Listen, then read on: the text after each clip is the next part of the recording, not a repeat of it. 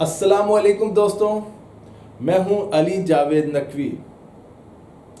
وزیر اعظم عمران خان اپنی ٹویٹ میں مسلسل اس خدشے کا اظہار کر رہے ہیں کہ بھارت پاکستان کے اندر کوئی حملہ کر سکتا ہے۔ 17 مئی کو بھی اپنی ٹویٹ میں انہوں نے اس خطرے کا اشارہ کیا ہے کہ بھارت کشمیر سے توجہ ہٹانے کے لیے پاکستان کے خلاف کارروائی کے عزائم رکھتا ہے۔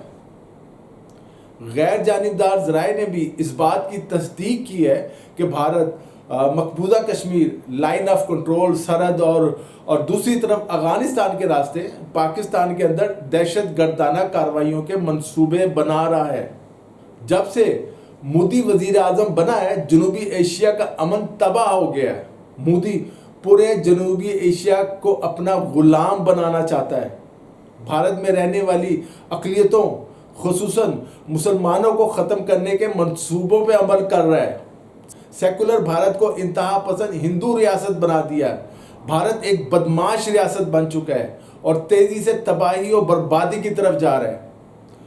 مودی کو اس بات کی پرواہ نہیں کہ بھارت میں رہنے والے 1 ارب 30 کروڑ انسانوں کا کیا بنے گا۔ ان کی غلط پالیسیوں نے انڈیا میں رہنے والے غریبوں کی چیخیں نکلوا دی ہیں۔ ہم نے اب تک انڈین فلموں میں انڈیا کی چکا چوندی دیکھی تھی، عمارت دیکھی تھی، لیکن اب بھارت میں غربت اور بھوک و افلاس کی انتہا بھی دیکھ رہے ہیں۔ ہماری اتنی آبادی نہیں جتنے لوگ بھارت میں غربت کی سطح سے نیچے زندگی بسر کر رہے ہیں۔ انہیں نہ کھانے کو روٹی مل رہی ہے اور نہ سر چھپانے کی چھت، اور نہ ہی ان کا کوئی مستقبل ہے۔ مودی سرکار بھارت میں کھربوں روپے کے اسلحہ کا ڈھیر لگا رہی ہے۔ بعض انڈین نیوز چینلز پاکستان کو دھمکیاں دے رہے ہیں، پاکستان کے خلاف پروپیگنڈا کر رہے ہیں صبح شام۔ مودی نے بھارت کو ایک فاشسٹ بنیاد پرست ہندو ریاست میں بدل دیا ہے، جس سے پورے ایشیا کا امن خطرے میں ہے۔ دنیا کو چاہیے کہ بھارت کے خلاف متحد ہو جائے، جس طرح اتحادی ممالک ہٹلر کے خلاف متحد ہوئے تھے۔ مودی آج کا ہٹلر ہے۔ روزنامہ نوائے وقت کے چیف ایڈیٹر مجید نظامی زندہ ہوتے تو یقینی طور پر بھارت پر ایٹم بم پھینکنے کا مطالبہ کرتے۔ جی ہاں، وہ انتہا پسند ہندوؤں کی نفسیات اچھی طرح سمجھتے تھے۔ اب بھی شاید وقت آ جائے یہ فیصلہ وزیر اعظم عمران خان کو کرنا پڑے، اور مجھے یقین ہے عمران خان بھارت پر ایٹم بم پھینکنے کا فیصلہ کرنے میں دیر نہیں کریں گے۔ یہ پاکستانی قوم کی آواز ہے۔ اگر بھارت پاکستان کی ایٹمی تنصیبات اور ایٹمی صلاحیت ختم کرنے کے لیے کوئی حملہ کرتا ہے تو اس سے پہلے بھارت پر ایٹم بم پھینک دینا چاہیے، انتظار نہیں کرنا چاہیے۔ مجھے معلوم ہے اس وقت مودی کی ٹانگیں خوف سے کانپ رہی ہیں، وہ پریشان ہیں۔ فیصلہ کرنے میں دیر نہیں کرنی چاہیے۔ یہ جنگ وہی جیتے گا جو پہلے ایٹم بم پھینکے گا۔ مودی اور اس کے چمچے اس لیے چیخ رہے ہیں کہ ہم نے دیامیر بھاشا ڈیم بنانے کے لیے کام شروع کر دیا، اور چین کے تعاون سے امید ہے یہ ڈیم جلد مکمل کر لیا جائے گا۔ چین نے دیامیر بھاشا ڈیم کی تعمیر سے متعلق بھارتی اعتراضات مسترد کر دی ہیں۔ چینی دفتر خارجہ کے مطابق چین اور پاکستان کے درمیان معاشی تعاون کا مقصد مقامی معاشی نمو کو بڑھانا ہے۔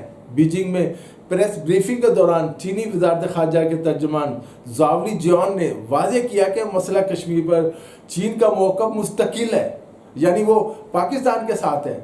چند دن پہلے بھارتی وزارت خارجہ نے اعتراض کیا تھا کہ جموں و کشمیر اور لداخ کے وسطی علاقوں کا پورا علاقہ بھارت کا حصہ ہے اور رہے گا۔ یہ ان کا ایک خواب ہے۔ بھارت نے تمام منصوبوں کی تعمیر پر پاکستان اور چین سے اپنے تحفظات کا اظہار بھی کیا ہے، جس کے جواب میں ترجمان چینی وزارت خارجہ زاو لیجیان انہوں نے کہا کہ پاکستان اور چین کے درمیان معاشی سرگرمیوں کا جو مقصد ہے وہ مقامی معیشت کو بہتر کرنا ہے، اور لوگوں کی معاشی زندگی بہتر ہونے سے سب کو فائدہ ہوگا۔ آپ کو یاد ہوگا واٹر اینڈ ڈیولپمنٹ اتھارٹی یعنی واپڈا نے دیامیر بھاشا ڈیم پروجیکٹ کی تعمیر کے لیے پاور چائنا اور فرنٹیئر ورکس آرگنائزیشن پر مشتمل ایک جوائنٹ وینچر کے ساتھ 442 ارب روپے کے معاہدے پر دستخط کیے تھے، جس کے تحت اس ڈیم پر کام شروع ہو چکا ہے۔ وزیر اعظم کے معاون خصوصی برائے اطلاع आसिम सलीम बाजवा ने अपने ट्वीट में कहा था कि दयामर भाषा डैम की तामीर शुरू करने का ऐलान पाकिस्तान की तमाम नस्लों के लिए तारीखी खबर है और ये हमारी मईशत के लिए बेहतरीन साबित होगा। मेरे ख्याल में पाकिस्तान और चीन सी पैक के तहत जिन मंसूबों पर काम कर रहे हैं, भारत को इससे काफ़ी तकलीफ़ है और हमें चाहिए कि भारत की इस तकलीफ़ को ज़्यादा से ज़्यादा बढ़ाएं और उसे चढ़ाएं। जो कर सकते हैं कर लो। हमारे स्मार्ट एटम बम भी नई दिल्ली जाने के लिए बेताब हैं। आज के लिए इतना ही। अली जावेद नकवी को इजाज़त दीजिए। अपना ख्याल रखिएगा। खुदा हाफिज़।